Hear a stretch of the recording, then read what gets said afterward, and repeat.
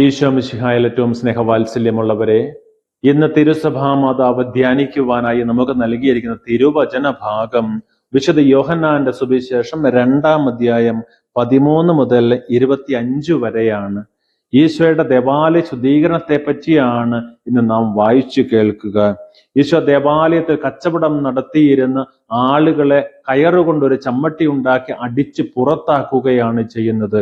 അപ്പോൾ അവിടുന്ന് ഈ അടിച്ച് പുറത്താക്കുന്നത് കണ്ടപ്പോൾ ശിഷ്യന്മാര് ഓർക്കുകയാണ്, എന്റെ പിതാവിന്റെ ആലയം നിങ്ങൾ കച്ചവട സ്ഥലമാക്കരുത്, അവിടുത്തെ ആലയത്തെ കുറിച്ചുള്ള തീഷ്ണത എന്നെ വിഴുങ്ങിക്കളഞ്ഞിരിക്കുന്നു എന്ന് എഴുതപ്പെട്ടിരിക്കുന്നത് അവർ അനുസ്മരിക്കുകയാണ്. ഇപ്പൊ യഹൂദര് ചോദിക്കുകയാണ്, എന്ത് അധികാരമാണ് നിനക്കുള്ളത്, അല്ലെങ്കിൽ എന്ത് അധികാരത്തിലാണ് നീ ഇവയെല്ലാം ചെയ്യുന്നതെന്ന് ചോദിച്ചപ്പോൾ ഈശോ പറയുകയാണ്, നിങ്ങൾ ഈ ദേവാലയം നശിപ്പിക്കുക, 3 ദിവസത്തിനകം ഞാൻ പുനരുദ്ധരിക്കുമെന്ന്.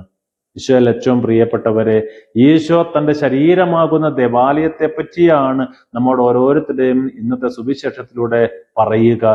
തന്റെ ശരീരമാകുന്ന ദേവാലയം നാം ഓരോരുത്തരും ഓരോ ദിവസവും വിശുദ്ധ കുർബാനയിൽ ഈശോയുടെ ശരീരം സ്വീകരിക്കുന്നവരാണ്.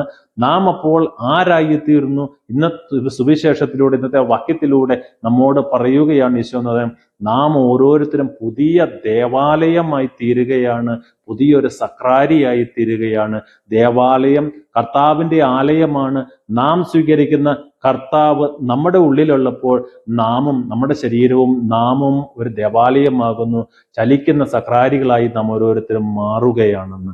അപ്പൊ ചലിക്കുന്ന സക്രാരികളായ നാം, അല്ലെങ്കിൽ പുതിയൊരു ദേവാലയമായി തീരുന്ന നാം, ഈശോ ആഗ്രഹിക്കുന്നത് പോലെ, ഈശോ ആയിരിക്കുന്നിടത്ത്, അല്ലെങ്കിൽ ഈശോ എന്തൊക്കെയാണോ ചെയ്തിട്ടുള്ളത് അതേപോലെ നാമും ചെയ്യുവാൻ, പ്രവർത്തിക്കുവാനായിട്ടാണ് നമ്മോട് പറയുക.